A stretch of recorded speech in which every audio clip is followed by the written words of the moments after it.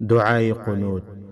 اللهم إنا نستعينك ونستغفرك ونؤمن بك ونتوكل عليك ونثني عليك الخير ونشكرك ولا نكفرك ونخلع ونترك من يفجرك.